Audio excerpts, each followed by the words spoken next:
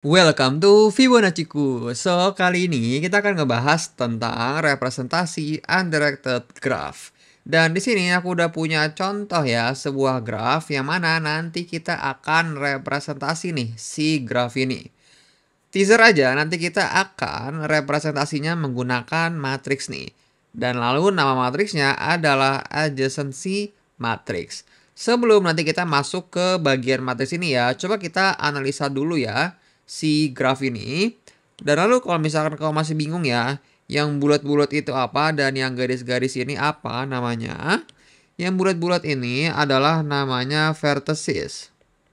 Ini adalah nama jamaknya ya. Kalau singlenya itu adalah namanya vertex. Dan lalu yang garisnya itu namanya adalah edges. Ini adalah namanya edges. Jadi ini nama istilahnya ya, yang bulat-bulat yang garis-garis. Dan lalu si graf ini kan bisa kita notasiin ya, menjadi G sama dengan V terus E ya. Dan lalu coba kita cek berapa banyak V-nya ya di sini. Dia banyaknya ada 5, yang mana si V ini bisa kita tulis sih sebenarnya adalah N ya. Ini adalah sama dengan 5. Dan lalu H-nya kita tulis E ya di sini. H-nya adalah ada banyaknya itu 1, 2, 3, 4, 5, 6. Ada 6 dan 7 ya. 1, 2, 3, 4, 5, 6, 7. Ada 7. Di sini S-nya ada 7. Dan lalu pertanyaannya adalah bagaimana caranya kita ngerubah si graf ini ya menjadi si matriks ini. Contohnya nih ya, misalkan aku pengen di matriks itu kan kita bisa ada I dan J ya. Maka di sini kalau misalkan kita mau masukin elemen ke matriks si adjacency matriks ini kan bisa kita notasiin A, terus kita ke indeks I dan J ya. Dan untuk si undirected graph ini kita harus masukin ke matriks adjacency ini dengan nilainya itu adalah 1. Jadi kita nanti si AIJ ini adalah sama dengan 1 ya. Kita lihat di sini matriks adjacency-nya ya. Kita lihat di sini indeksnya itu mulai dari 1 ke 5. Sebenarnya kamu juga bisa mulai dari 0 ya, tapi di sini aku pakai indeksnya itu mulai dari 1 aja ya, biar sesuai nih ya sama penamaannya ini ya. Kita lihat di sini 1, 1. Kita lihat di graf. 1, 1 ini kan dia nggak ada ya, nggak ada save loop-nya nih di sini. Oleh karena itu, kalau misalkan nggak ada si S-nya, kita tulisnya adalah 0. Dan lalu sebenarnya kita bisa tulis semuanya 0 ini ya, untuk di 1, 1, terus 2, 2, terus 3, 3, 4, 4, dan 5, 5. Kita tulis aja dulu semuanya 0 ya di sini.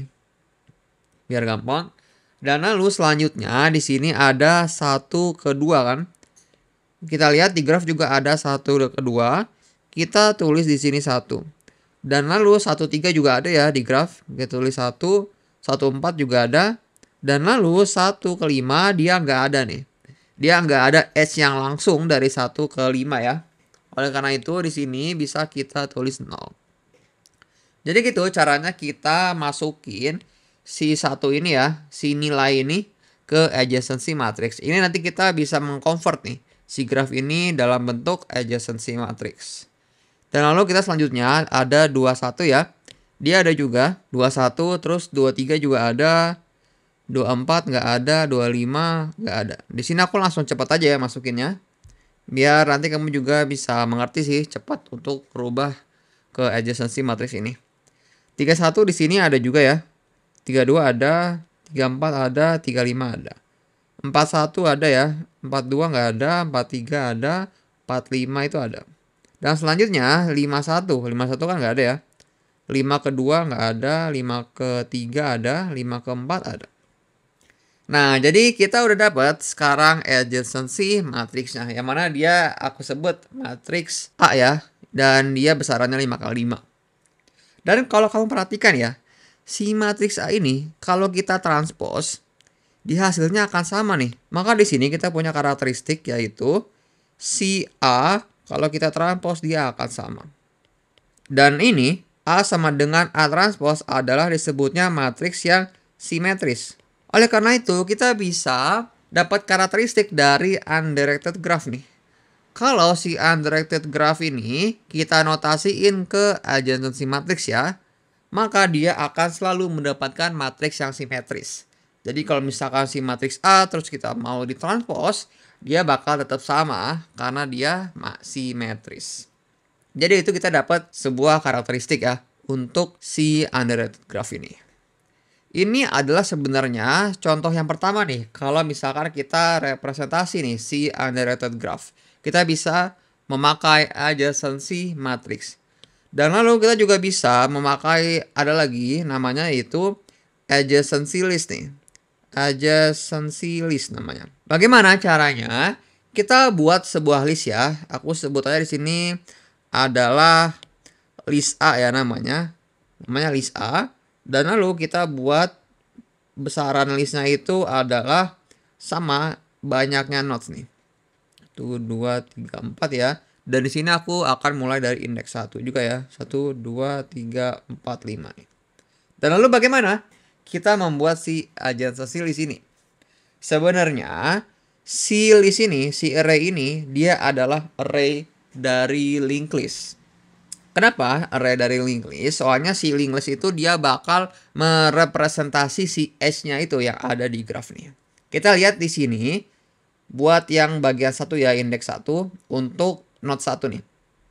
Kita lihat dia edge-nya kan bisa kedua, ketiga dan keempat ya. Maka di sini kita buat si adjacency list-nya, si linked list bagian yang indeks 1 dia adalah yang pertama dia ngepoin ke nodes 2 ya, karena dia berhubungan.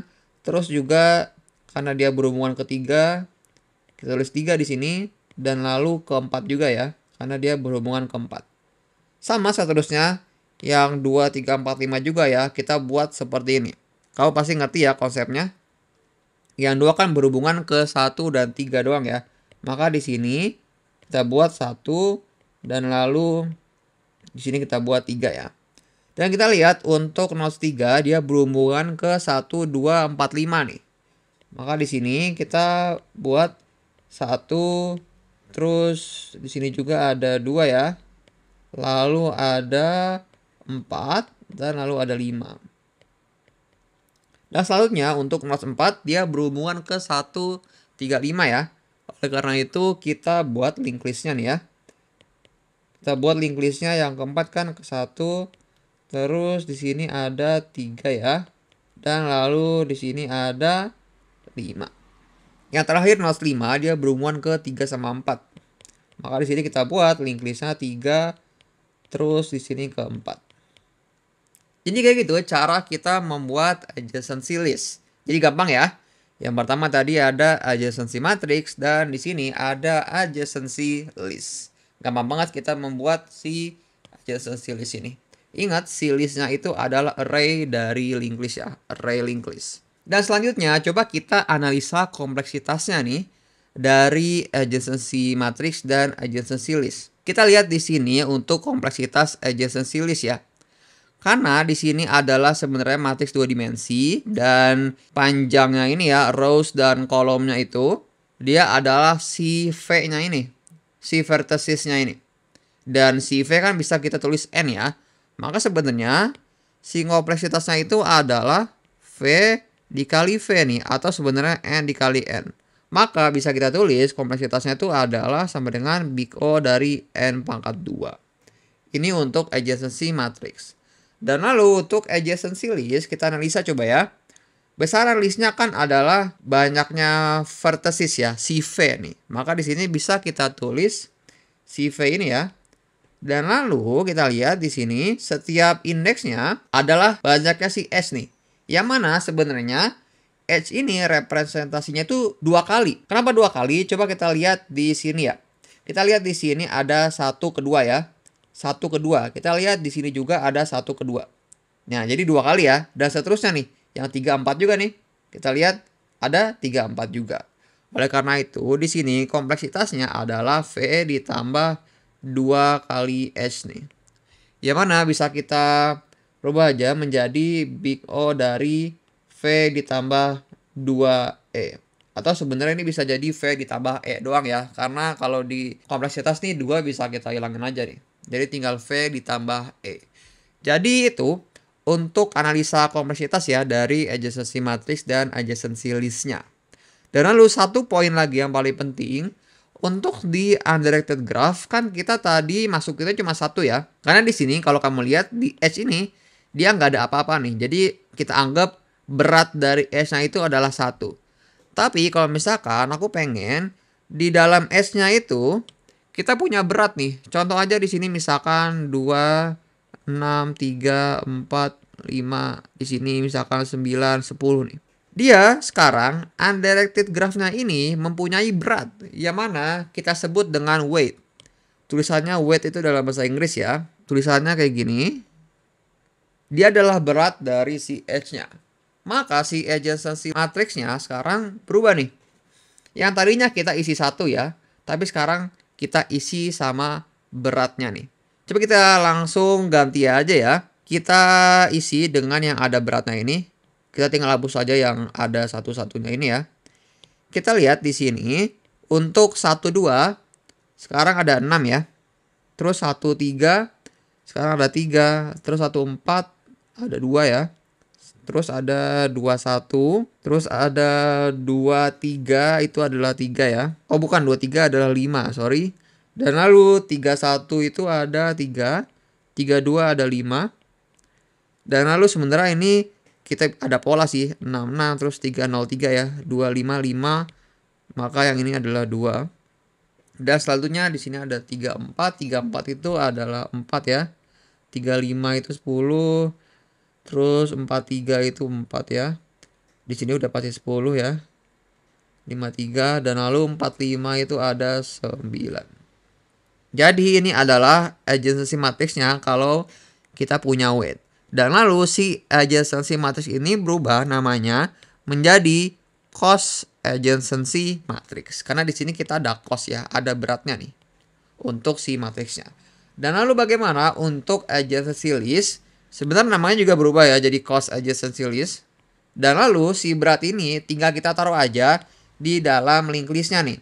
Di sini kita lihat adjacency listnya ya, 1 ke 2. Kita lihat di sini 1 ke 2 adalah 6 ya. Dan selanjutnya 1 ke 3 itu adalah 3 ya. Dan lalu 1 ke 4 dia adalah 2. Di sini seterusnya ya sampai di bawah sini. Si beratnya itu, berat dari si edge-nya itu tinggal kita taruh aja di datanya nih. Di data di link listnya. Jadi kamu udah ngerti juga ya. Aku nggak perlu ngisi semuanya ini, tinggal sama sebenarnya kayak gini. Tinggal kita taruh aja di sini. Jadi kayak gitu, simpel ya caranya kita merepresentasi undirected graph ini. Kita bisa memakai adjacency matrix dan kita juga bisa memakai adjacency list. Yang mana kalau matrix dia kompleksitasnya adalah BICO dari N pangkat 2 ya, atau V pangkat 2 sebenarnya. Dan lalu untuk adjacency list, kompleksitasnya itu adalah V ditambah 2E, atau bisa kita tulis juga V ditambah E. Jadi gitu untuk representasi undirected graph. So, see you in the next video. Thank you.